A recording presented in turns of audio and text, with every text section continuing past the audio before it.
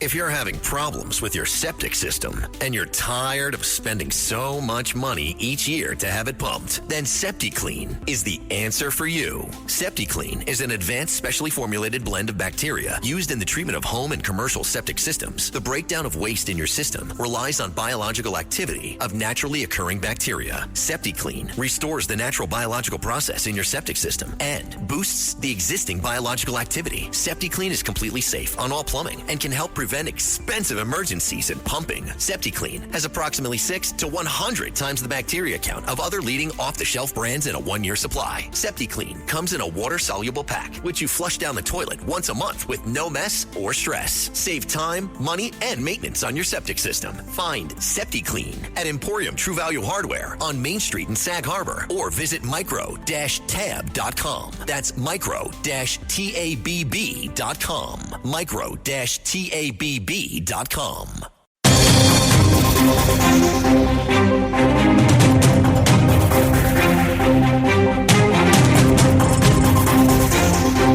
This is The Other Side of Midnight, Election Night Special.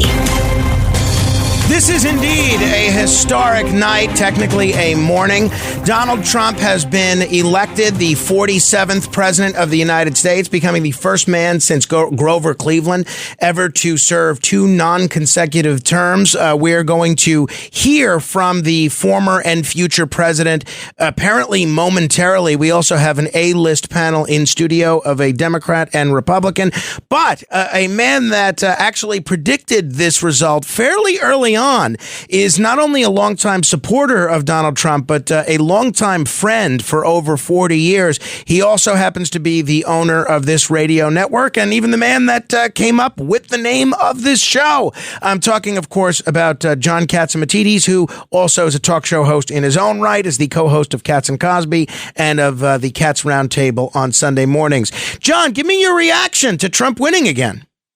I am so happy. I think God helped us save America because we were on the wrong track. And a 5 o'clock show every night at 6 o'clock before we signed off, we asked for God's help. And let me tell you something. We won the presidency. We won the Senate. Let's see if we can win the trifecta and win the Congress, too, because if we don't win the Congress, some of those investigations that we're investigating with foreign money infiltrating America, those investigations go away. So hopefully we'll win the Congress, too. It makes a big difference. We have to clean up our backyard. I mean, inviting murderers in, inviting criminals in to the United States of America. These people have crossed the line. And I said, maybe somebody is guilty of treason. How can you allow murderers and criminals to enter the United States to prey on the American people? I think the American people were angry. So no matter what the Democratic Party did to try to stop this wave by President Trump, it didn't work. There was too many angry Americans, Frank. You know, John, one of the issues that the Democrats really tried to use in this election, apparently unsuccessfully, was the issue of reproductive rights, specifically abortion. They were hoping that would be a motivating issue. If it is indeed a Republican Senate and a Republican House, we have a lot of listeners across the country, some maybe women or people that are concerned about abortion rights. Is there anything that you can say to reassure them that Donald Trump is not going to throw somebody in jail who tries to perform an abortion or something along those lines? President Trump listens to me once in a while, and my advice to President Trump, leave it alone. You know, when I ran for mayor as a Republican in New York City in 2013, I said it's up to the woman, up to her doctor, up to her family. You can't enter people's bedroom and make rules. And that's my personal opinion. And I'll use every influence I have with the Senate, with the Congress, and tell them, you know, leave it alone. Let the families decide on their own. John, a lot of people had a lot of different reasons for voting for President Trump. For some people, it was the economy. For some people, it was inflation. For some people, it was foreign policy. For some people, it was energy. For some people, it was not wanting women in sports or not wanting men in women's sports or something along those lines. What do you think the starkest difference is going to be in a Trump presidency now versus a hypothetical Harris presidency? We're going to save America. We're going to seal the borders. And my advice to President Trump, you can't deport 20 million people. My advice to President Trump, and I think he heeded it, that let's get rid of the criminals. Let's get rid of the criminals first, and we'll address everything else later. If you were to pick, John, the biggest mistake that Kamala Harris made in this campaign, what would you say it was? She didn't have a clue. Frank, I have nothing against the lady. I have nothing, zero. Oh, would I hire her to run WABC? Would I hire her to run my supermarket company? Would I hire her to run our real estate company? Absolutely not. She doesn't. I'm sure she's a very nice lady in her own right. I have nothing against her, but she is not capable of running a company. And the biggest company in the world is the United States government. John, we're seeing now Mark Cuban issuing a statement that says Trump won the presidential election fair and square. He also congratulated Elon Musk. No sense of being a sore loser or anything like that, which is pretty refreshing. The thing that I was pretty concerned about was that whatever side lost, they wouldn't accept the result. They'd be out in the streets rioting or filing lawsuits or, having a reenactment of January 6th or something along those lines. Do you think what we're seeing from Mark Cuban is an indication that maybe we won't see any of that? Maybe that fears of sore losers, for lack of a better expression, will be unfounded. Do you think the country's going to accept this? I think the country will accept it. I think there's a lot of common sense Democrats, My other advice to President Trump and our get-togethers was, let's stop the Republicans from saying bad things about Democrats. You want the support of common sense Democrats, common sense independents, and let's put the country together. John, you've got a lot of business in Pennsylvania. I heard your interviews with the former Attorney General of Pennsylvania, Mr. Prietor, and I know you spent a lot of time in Pennsylvania. Were you surprised that Pennsylvania went for Trump, or did you see that coming the whole way? I never saw it coming. I thought I was very nervous about Pennsylvania. Why was I nervous about Pennsylvania? There's been a lot of shenanigans in Pennsylvania. I mean, the joke we tell at 5 o'clock in our 5 o'clock show, and you've heard it before. If there's short ballots any place, they call Philadelphia for extra ballots. I mean, it's a joke, but it's more true than not.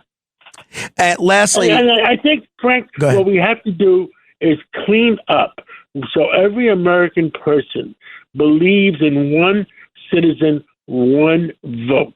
And the other thing we said, that it has to be maybe a mandatory jail sentence for ballot, for voter fraud. Mandatory jail sentence. You know why jail sentence? Because if you charge a $10,000 fine, somebody else is going to pay it. Mm-hmm. Nobody's ever going to go to jail. And the only way we put a stop to it is mandatory jail sentence, because they are cheating every American person by cheating in the voting stand. Lastly, John, and I know you've had a long day as well. You've been on the air more hours than I think I've been awake today. You are also pretty friendly with Eric Adams. He's a regular on your radio shows. President Trump repeatedly at the Al Smith dinner, which I know you attended, and at his rally at Madison Square Garden, went out of his way to kind of give a shout out to Eric Adams, saying, I don't like what they, meaning the Department of Justice, is doing to you, and saying you're going to win in the end. What does your gut tell you, John, about whether or not Trump pulls the plug on those criminal indictments of Eric Adams? What do you think? I don't know what Eric Adams did. I don't think anybody knows right now. If it's minor league stuff, then I'm sure Trump will do the right thing. Trump has. They had made Trump suffer a great deal. They had cases going on in Florida, Georgia, Washington, D.C., New York.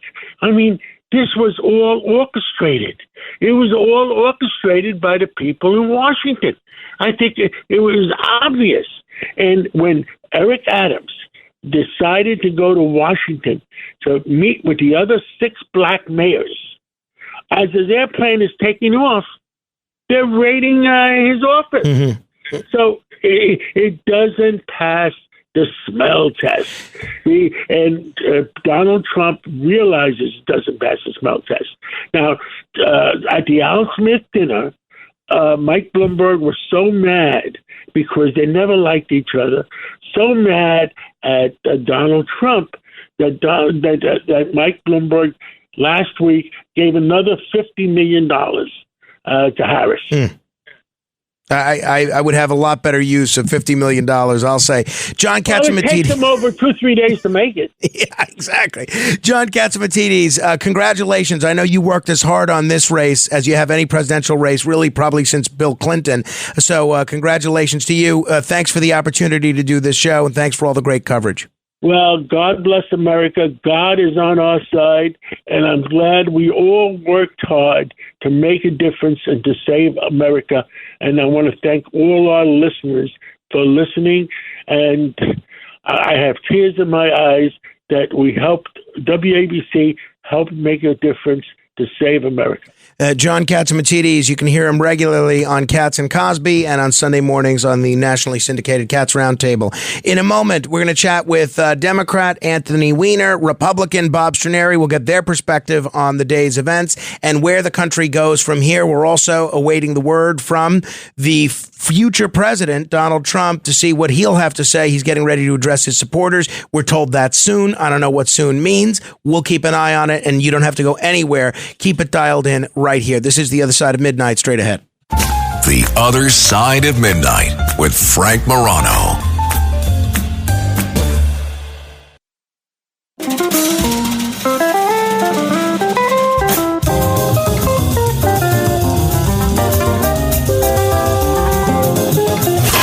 It's The Other Side of Midnight with Frank Morano.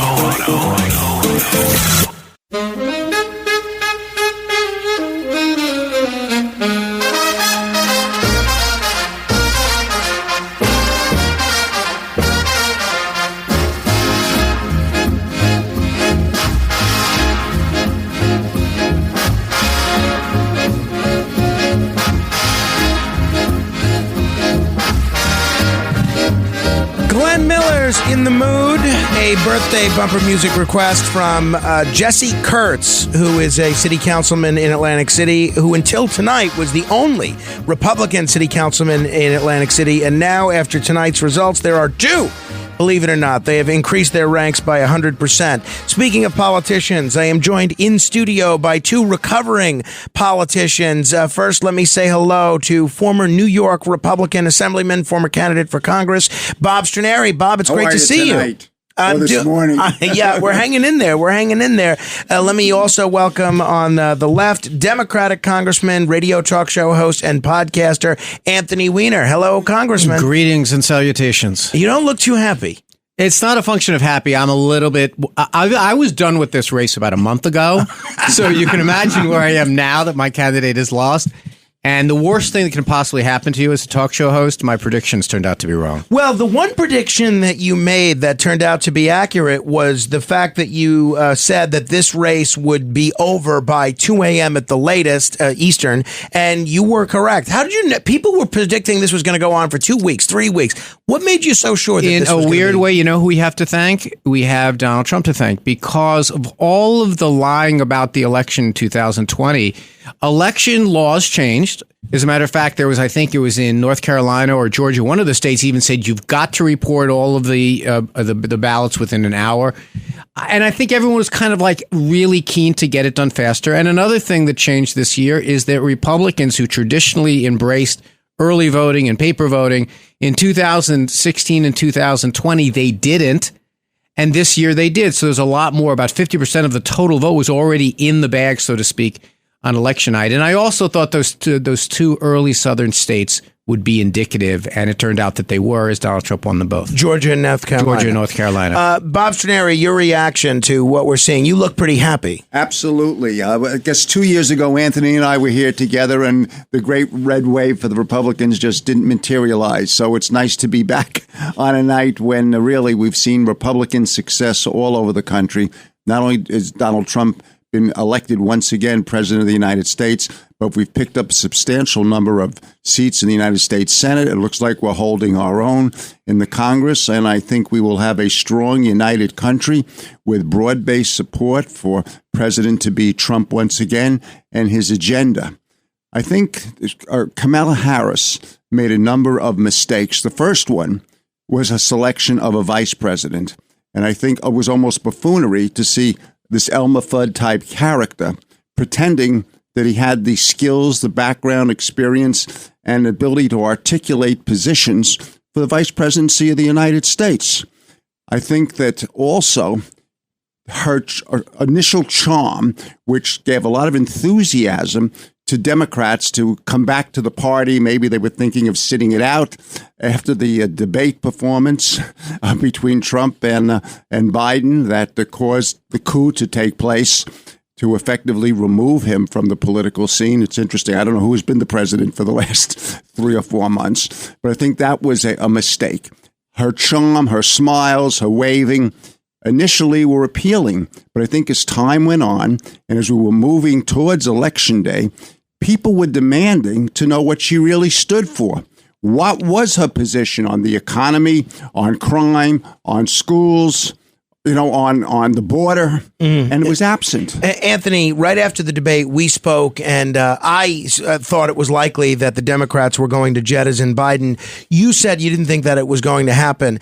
Do you think if Biden had stayed on the ticket, obviously we don't know what the ensuing 3 or 4 months of campaigning after that would have looked like, but if Biden had stayed on the ticket, do you think he would have done the same as Harris, better or worse? How do you think that would have done? I don't know. Look, the country, I don't know what country Rob is looking at. Half the country voted against Trump, half the country voted for him. It's 2020, 2016. Again, I think we've got to understand that for all of the, here's what happens in winning races and losing races. Winning races get exaggerated for the things they did, and losing races get overly criticized for the things that they did or didn't do. We are basically in a dynamic now that every 4 years, the American people want change. We used to go through that cycle once every 30 or 40 years. Now it's seemingly every election. And all it takes is 2 or 3% to move. And that's all that happened. What happened, it looks like, when you look at this map, this is 2016. This might be what happens when a woman runs, for all we know. That this is basically as many votes as you get. This might be the glass ceiling that exists. She underperformed Biden in 2020. But Biden, I don't think was fit to be was fit to be a candidate. He's an excellent president, but I don't think he was fit to be a candidate. But honestly, Frank, who cares? He did not run. Harris did, and here we are. All right. In just a moment, we are going to President Trump is walking to the stage. We're going to take his remarks as soon as he begins addressing his supporters. But Anthony, you mentioned 2 or 3% and how that could be all the difference in the world at times. Being reported that Trump saw a 2% increase in Jewish support in Pennsylvania, according to the Fox News exit poll. Assuming that holds true across the country, that he did have a little bit of an uptick in Jewish support. Think carefully about your answer. I'm going to ask you why that's the case. Here is the 47th president of the United States, Donald J. Trump. He is approaching the podium. There's some Lee Greenwood playing in the background. Isn't he going to sway for 39 minutes while they play his music? Well, don't worry. We're going to turn Anthony's mic off while President Trump addresses the public. He's looking around, sort of taking it all in. This is live from Trump headquarters, joined on stage by Melania, by his son Eric, by his son Barron. I imagine Donald Jr. is up there somewhere. You have, it looks like every Republican that's run for statewide office in the last decade that's in the state of Florida, and they're trying to jam onto that stage. There's a lot of folks. There is Corey Lewandowski, who's been a guest on this show, standing behind the president. This is unusual. The Lee Greenwood open? No, this is unusual. Usually concessions are done just the candidate, maybe his wife, putting every... Or victory speeches. Everyone, you're right, and victory, I mean, that's what I meant. Usually you don't do this. He's got staffers up there. He's got everyone under the sun. There's 40 people up there. Yeah, this is wild. Even there's Speaker Mike Johnson up there. They're shaking hands and clapping on each other's backs like they just won the Super Bowl. And politically, here's the president with J.D. Vance up there as well with his wife. Right now, I keep thinking Trump's about to speak because he keeps mouthing the words. No, he's going to do the song. You have not watched his rallies as closely as I do. He stands and lets it play. Well, it's a great song, even no matter where you stand on the political spectrum.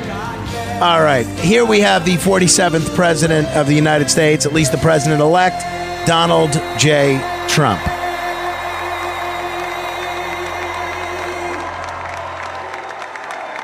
Thank you very much. Wow.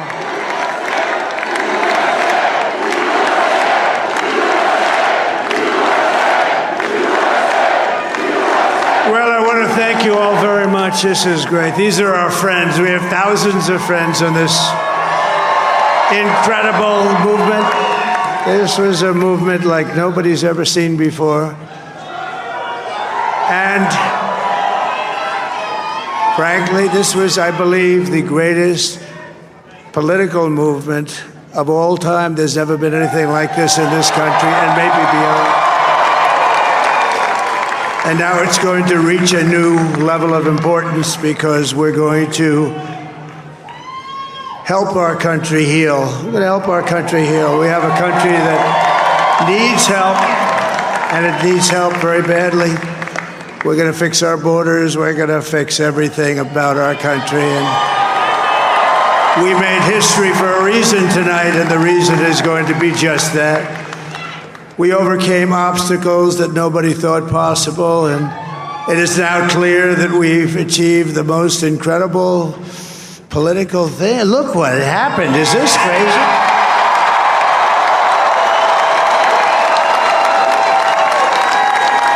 But it's a political victory that our country has never seen before, nothing like this. I want to thank the American people for the extraordinary honor of being elected your 47th president and your 45th president. And to every citizen, I will fight for you, for your family, and your future. Every single day, I will be fighting for you, and with every breath in my body, I will not rest until we have delivered the strong, safe, and prosperous America that our children deserve and that you deserve. This will truly be the golden age of America. That's what we have to have. This is a magnificent victory for the American people that will allow us to make America great again. And in addition to having won the battleground states of North Carolina, I love these places. Georgia, Pennsylvania, and Wisconsin. We are now winning in Michigan, Arizona, Nevada, and Alaska, which would result in us carrying at least 315 electoral votes.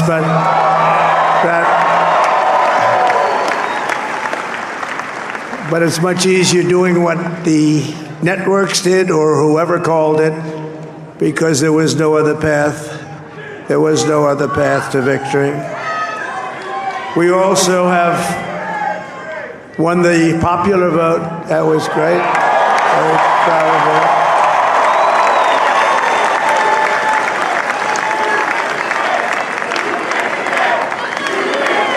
Thank you.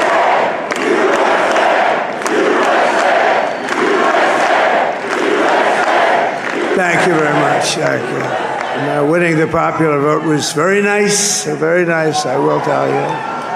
It's a great feeling of love. We have a great feeling of love in this very large room with unbelievable people standing by my side. These people have been incredible. They've made the journey with me, and we're going to make you very happy. We're going to make you very proud of your vote. I hope that you're going to be looking back someday and say that was one of the truly important moments of my life when I voted for this group of people beyond the president, this group of great people. America has given us an unprecedented and powerful mandate. We have taken back control of the Senate. Wow, that's good. And the Senate races in Montana, Nevada, Texas, Ohio, Michigan, Wisconsin, the great Commonwealth of Pennsylvania, were all won by the MAGA movement. They helped so much. And in those cases, every one of them, we worked with the senators. They were tough races, and I mean, the number of victories in the Senate was absolutely incredible. And we did tele-rallies. We did tele-rallies with each one of them. And sometimes we did 2 or 3 and it was amazing to look at all of those victories. Nobody expected that. Nobody. So I just wanted to thank you very much for that. And you have some great senators and some great new senators. And it also looks like we'll be keeping control of the House of Representatives.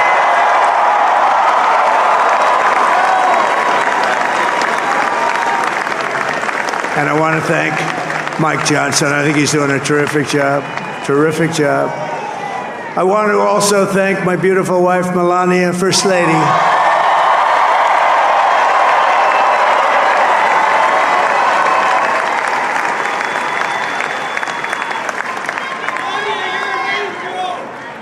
Who has the #1 best-selling book in the country. Can you believe that?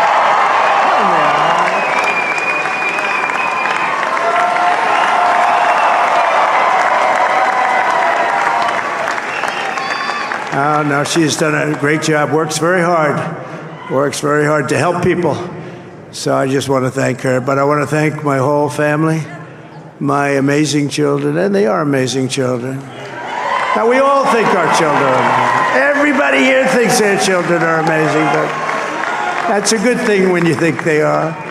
But Don, Eric, Ivanka, Tiffany, Barron, Laura, Jared, Kimberly, Michael, thank you all. What a help.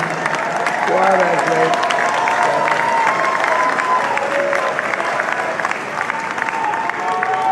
My father-in-law, Victor, is tremendous, and we miss very much Melania's mother, Amalia. We miss Amalia, don't we, huh? She would be very happy right now, standing on this stage. She'd be so proud. She was a great woman, that one. Beautiful inside and out. She was a great woman.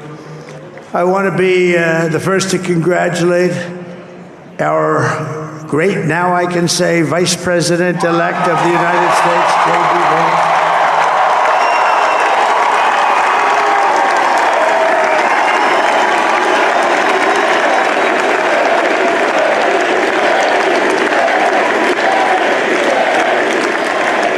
And his absolutely remarkable and beautiful wife, Usha Vance. And he's a feisty guy, isn't he? You know, I've said, go into the enemy camp. And you know, the enemy camp is certain networks. And a lot of people don't like to, sir, do I have to do that? He just goes, okay. Which one? CNN, MSDNC? He'll say, all right, thank you very much. He actually looks fun. He's still like the only guy I've ever seen. He really looks forward to it, and then he just goes in and absolutely obliterates them. Say a couple of words.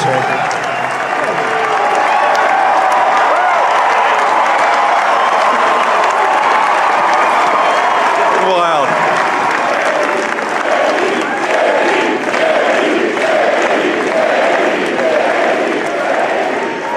Well, Mr. President, I appreciate you allowing me to join you on this incredible journey. I thank you for the trust that you placed in me. And I think that we just witnessed the greatest political comeback in the history of the United States of America.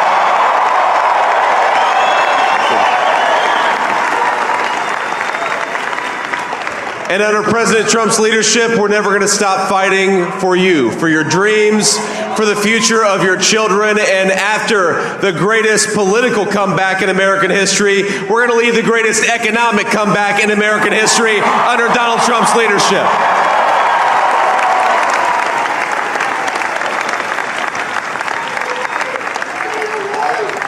Thank you very much. He's turned out to be a good choice.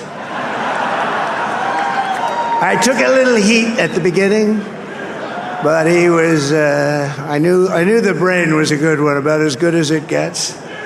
And we love the family, and we're going to have a great 4 years, and we're going to turn our country around, make it something very special. It lost that little thing called special. We have to make it so. We're going to make this so great. It's the greatest country and potentially the greatest country in the world by far. And right now we're going to just work very hard to get all of that back. We're going to make it the best it's ever been. We can do that. If we had to wait longer, I don't know. It was going bad, and it was going bad fast. We're going to have to seal up those borders, and we're going to have to let people come into our country. We want people to come back in, but we have to let them come back in, but they have to come in legally. Let me also express my tremendous appreciation for Susie and Chris, the job you did. Susie, come here. Come here, Susie. Chris, come here, Chris. Susie likes to stay sort of in the back, let me tell you. The Ice Maiden. We call her the Ice Maiden. Come here, Chris. Come here, Chris. Susie likes to stay in the background. She's not in the background. Come here, Susie. This wasn't expected, but I just all right. We are keeping an eye on President Trump's speech, which is less of a victory speech, and he's now kind of turning it over to various people up there on the stage. We're going to keep an eye on this, but check in again with our in-studio panel, former Democratic Congressman Anthony Weiner, former Republican Assemblyman Bob Straniere. Anthony, I know you're not a Trump fan, to put it mildly. What do you think of what we're seeing in terms of the speech, seeing and hearing? It's a huge missed opportunity. This is one of those speeches that historians go back and look at, victory speeches and unifying themes and looking ahead, bringing the country together. And he's doing his normal rambling on and wandering off on tangents and things. I mean, look, if this is what we're going to see for 4 years, man, this is going to be the house of pain. But he's missing an opportunity. They probably wrote a very nice speech for him. It's in the teleprompter, and maybe he'll get to reading it. I must have heard a different speech because I thought this was a wonderful delivery. It was calmly presented, recognized the historic importance of this night, what a tremendous victory this is now for the people of this country. It is a speech that I hope will bring everybody together. I think the margins of victory are strong enough that we don't have to fear that there will be litigation and challenges and lawsuits to try to set aside what is an overwhelming victory. So you're going to do an insurrection this year? We have long coattails tonight, which has produced almost a record number of United States senators who will sit on the Republican side of the aisle and give support to the agenda that President Trump has outlined. He will initiate very quickly. And hopefully we're going to have a Republican House of Representatives, so we won't have the nonsense of impeachments and investigations and other kinds of challenges that will ill-serve the people of this country. So let's come together. Let's celebrate the democracy of this country, and that we as American citizens can make our choices. And even those who did not support our choices, I hope will see that this is what democracy really is all about, and will be a stronger country for this. Anthony? Well, that's refreshing. Welcome aboard to all my Republican brothers and sisters who spent 4 years denying elections, lying about it, undermining the credibility of the system, and the 1,500 people that went to prison for participating in the insurrection on January 6th. It looks like the guy who led the insurrection won't be going to prison. I'm pretty sure he won't be having that investigation now that he's in charge of the Justice Department.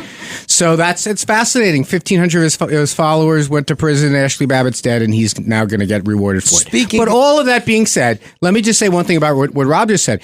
It would be great if we knew what these policies were. The only one that he articulated in any kind of detail was a 200 or 300% national sales tax in the form of a tariff. He didn't tell us how he's going to round up people. I guess he's going to have Gestapo tactics on the streets and that kind of stuff. But now he has to put some meat on the bones. Fortunately, we saw in the first time he was in the White House, he had no idea how to legislate anything. So maybe the country will be safe for this 4 years. Anthony, speaking of being a gracious winner or loser, do you think we're going to hear a concession speech? Why are you looking at me when you say that? Do you think we're going to hear? I'm not. Do you think we're going to hear a concession speech from Vice President Harris tonight? It doesn't seem likely. Before they called the election, her campaign chair went out on stage and said, we're going to give a speech in the morning after the 3 blue wall states come in, and they sent everyone home.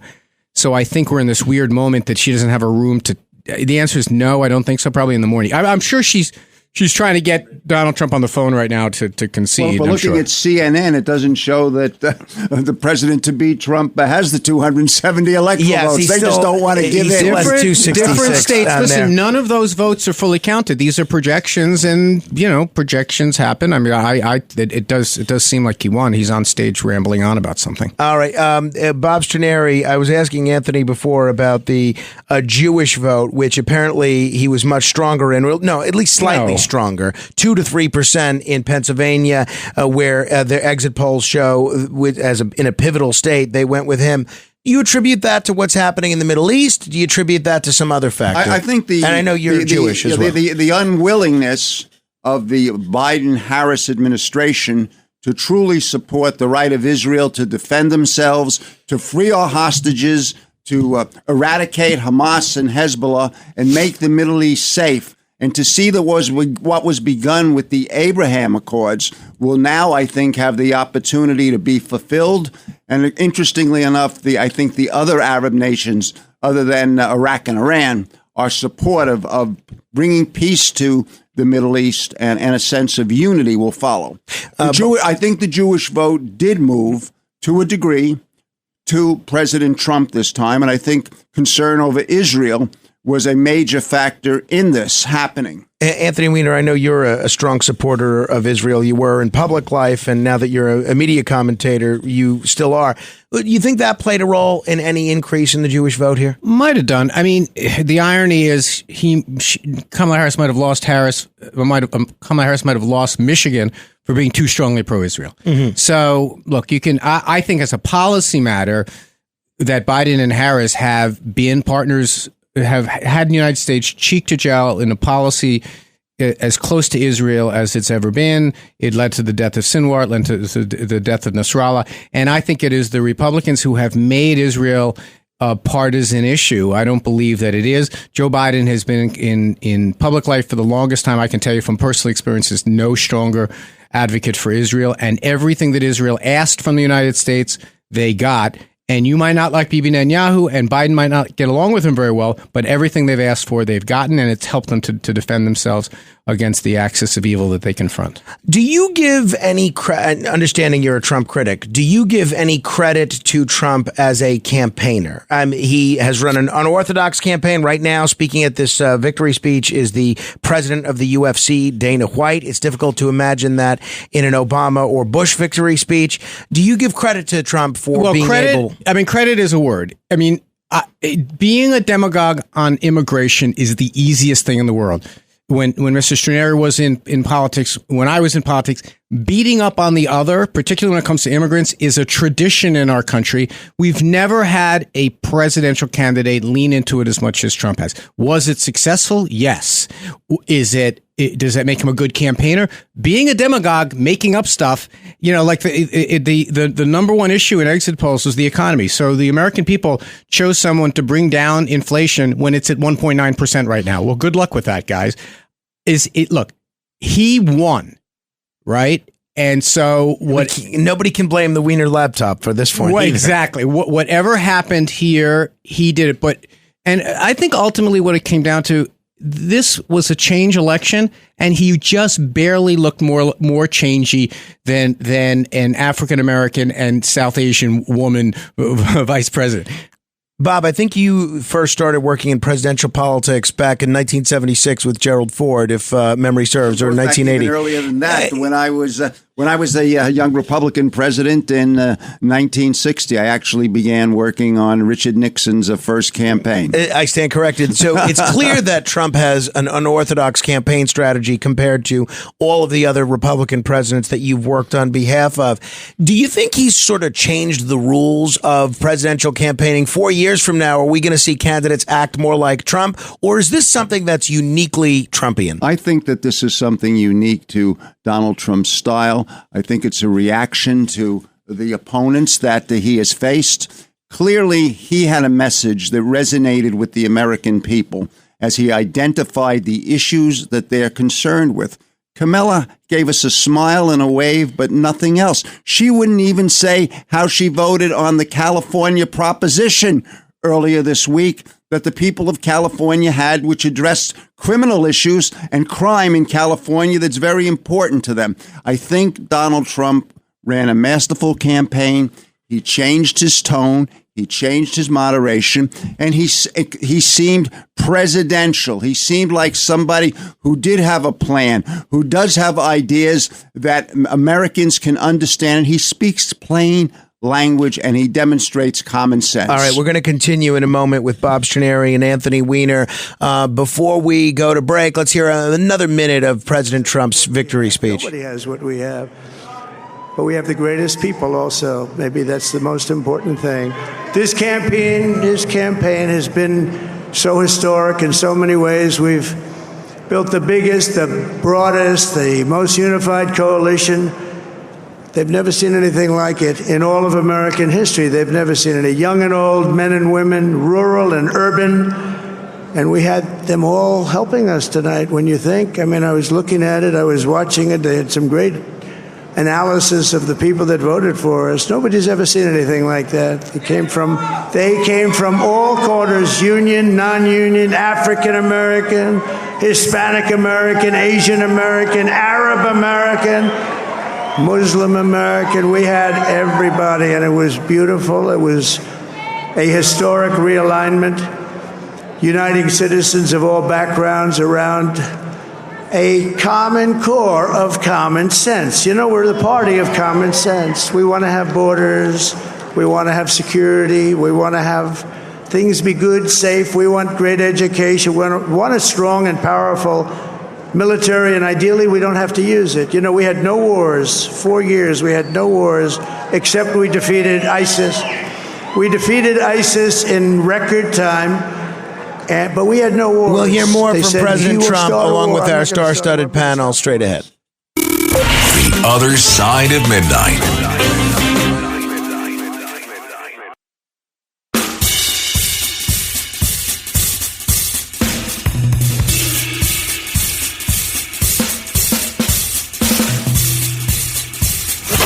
It's The Other Side of Midnight with Frank Morano.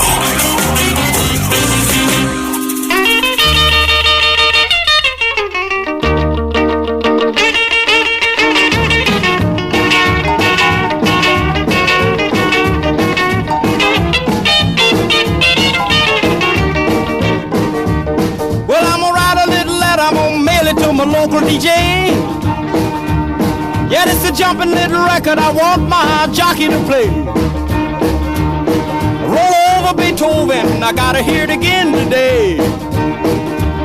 You know my temperature rising, the jukebox blowing. 8 minutes until the top of the hour. This is The Other Side of Midnight. President Trump has been elected as the 47th president of the United States. I believe he has just concluded his victory speech, which went on for about 35, 40 minutes, included a number of guest speakers, J.D. Vance, Dana White, and several others.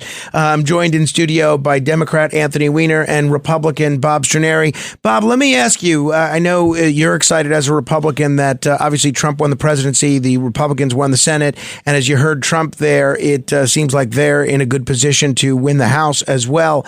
A lot of people get concerned, irrespective of where they fall on the political spectrum, about one-party government. Is that something that people should be concerned about? It's not really one-party government because in the House of Representatives, there are very diverse people from different districts in different states that have different positions, as we saw in the Republican conference over the last 2 years, where there was a challenge to Speaker Kevin McCarthy, and he was removed, and then there was further deterioration in support that made it impossible to move some of the legislation that a lot of Republicans wanted. I think the country would benefit at this point in time with a united government so that the Trump agenda will not be stalled and will be able to go forward. And the tax cuts which we want in place, which will be an extension of the existing Trump tax cuts from 2017, that will also be improved and further reduce taxation on working men and women. I think that's going to be a high priority. I think having united government means we will be able to address the issues of the border. We will be able to address issues of education, and we will be able to certainly be effective, I believe, in foreign policy. Under Donald Trump, we were not at war. He used economic power instead of military power to advance the best interests of this country and really peace and freedom throughout the world. Anthony, as someone that served in both the majority and the minority when you were in Congress, what do you think for 2 years at least of one-party Republican rule is going to look like coming out of Washington? Well, it's not clear. I mean, the 30-year bond is in free fall right now because of concerns about deficits, concerns about the proposals for national sales tax. So, like, the markets are nervous about running up more debt. Look, as if my general bias is towards the British parliamentary system, that you let one party do their thing and then you have a vote on it. Now, voters don't seem to be in that mood. Voters frequently split their ballots. It looks like the House may actually be Democrat here. And if I was in the Democratic in the legislature, in the Democratic in the Congress, I would be fighting like heck to stop it, Trump. But I'm tripping all over my tongue because I've been on a microphone for like 9 hours straight. But let's remember something. Donald Trump in 2017 and 2018 had a unified government and couldn't legislate his way out of a paper bag. He got the tax cut done, but famously sat at his desk. The First Step Act. Yes, the First Step Act, which is essentially a bunch of Democratic ideas, but yes, right, First Step Act. But in terms of immigration, he sat down in the Oval Office and looked into the camera and said, "I need to pass a reform to the immigration laws, which we still need to do today." And he wasn't able to do it because it's not his thing. Generally speaking, I don't like his policies. Okay, I mean some of them are okay, but most of them I don't like, so I don't want it to be successful. But I do think now he is the president. Let's see what he proposes. I generally think that his campaign was absent real ideas. It didn't have a lot of tariffs, which is basically a national sales tax. You keep saying that, but I think that's an unfair characterization because tariffs is something that have existed throughout American history, and prior to 1916, they were the primary method of funding the government. Whereas a national sales tax, people understand a sales tax as something that you pay at the retail level that's collected by the states when you go and purchase something. They add an 8% thing on there. There's a variety of ways that people pay the tariff. Sometimes the exporter eats the cost of the tariff because they still want access to the markets that they're going to. Not an across the board one. No. Across the board one is indeed a national sale. You can call it. As a matter of fact, Steve Moore on our own airwaves said, listen, that's what it is. It's a tax. And Republicans always argued that tariffs were tax. Now, there are lots of times where I think you should use tariffs. President Biden certainly has. I don't have a problem with that. This idea of across the board is definitionally, so when you do anything across the board, there are a lot of products we don't even make here. So the idea of adding a 20% VIG to it just adds a 20% increase to the cost, if not more. And even the products that we make here, what do you think a United States manufacturer of a microphone does when the Chinese have to pay $20 more? He raises his price $19. It's inflationary. Every economics student knows that. And by the way, we were in wars under Trump. We were in Afghanistan because he promised to get us out and he didn't. Well, I think, I don't want to speak for Bob, but you can respond. I think you meant he didn't start any new wars, right? He didn't start any war. We did not engage in any military disputes with anybody. He used economic power to advance the interests of this country. We were in Afghanistan. And he did it. We were in Afghanistan for 20 years before Donald Trump ever took office. And he did have Joe a plan. Biden got us out. Excuse me. And he did have a plan to get us out. As far as tariffs are concerned, this is more of a threat than necessarily being imposed in order to try to bring manufacturing and jobs back to America and see that products we need are made here.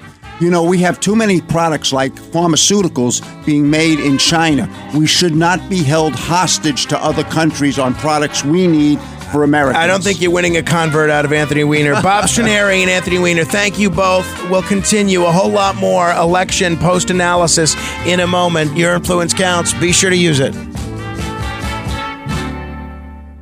Going to the gym can be discouraging, especially if you're putting in the work but barely seeing changes. But with Tonal, you can actually see your progress with every workout. Tonal provides the convenience of a full gym and the expertise of a personal trainer anytime at home with one sleek system. Designed to reduce your mental load, Tonal is the ultimate strength training system, helping you focus less on workout planning and more on getting results. No more second-guessing your technique. Tonal gives you real-time coaching cues to dial in your form and help you lift safely and effectively. After a quick assessment, Tonal sets the optimal weight for every move and adjusts in 1 pound increments as you get stronger, so you're always challenged. Tonal lets you choose from a variety of expert-led workouts, from strength to arrow hit to yoga and mobility, to keep you coming back for more. For a limited time, go to Tonal.com to get $500 off your Tonal purchase plus a free 4-year warranty. That's Tonal.com for $500 off plus a free 4-year warranty. Tonal.com.